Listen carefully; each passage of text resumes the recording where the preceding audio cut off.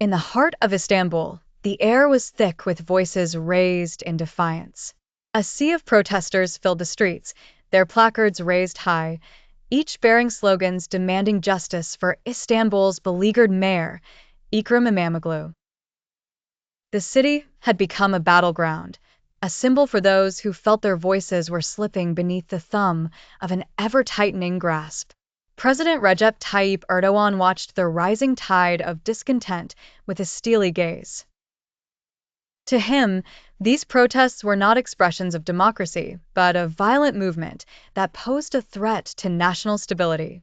The opposition Republican People's Party, CHP, found itself at the center of the controversy, accused of fanning the flames of unrest.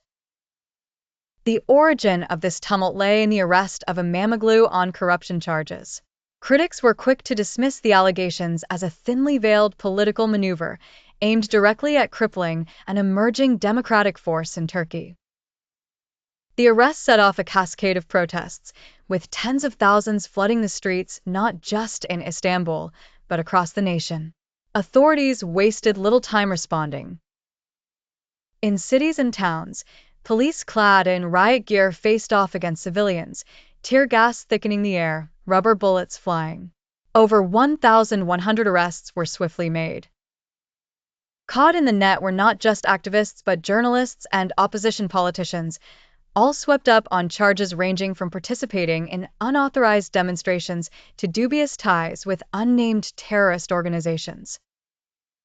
Yet, the fiery spirit of resistance was far from quelled.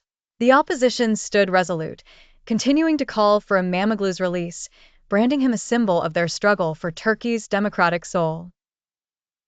"This is not merely about one man's freedom," insisted a CHP spokesperson amidst the chaos.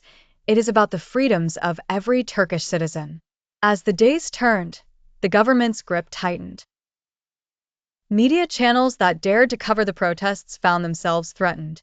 Social media platforms became battlefronts for misinformation and suppression. Every lens that could capture the spirit of dissent was at risk. Turkey stood at a crossroads.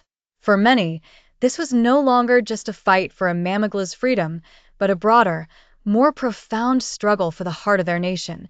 Democracy itself seemed to hang in the balance.